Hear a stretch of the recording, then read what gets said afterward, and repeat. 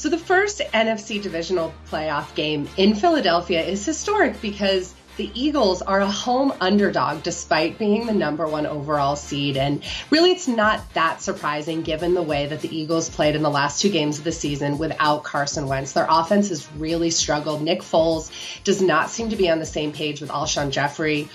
Their running game still has not gotten it together, and their defense has lapsed a little bit. Meanwhile, the Falcons are looking a lot like the team that won the NFC Championship game last year. So the Falcons, it makes sense that they're favored. They have the more experienced offense. They've got explosive players in Julio Jones, Devontae Freeman, Tevin Coleman, and Matt Ryan's been playing pretty well so far in the playoffs, and they're very confident coming off of that win last week in Los Angeles.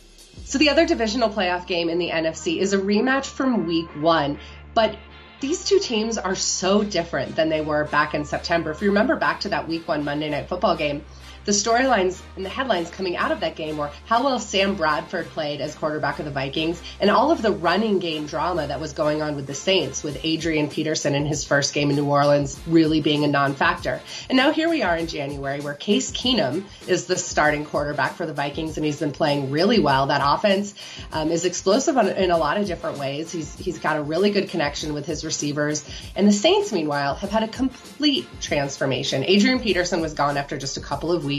They now have the best running game in the NFL with Alvin Kamara and Mark Ingram, really powerful offense with Drew Brees and Michael Thomas. So they've got a lot of weapons on offense, and their defense has undergone a complete transformation as well. So when you look at this game on Sunday, two really good offenses, two really good defenses. So it's hard to predict if it's going to be kind of a wild shootout, a high-scoring game, or if both defenses are going to dominate and we're going to see one of these, 17-14 kind of games. I could see that going either way just because of how strong all four units with these two teams are.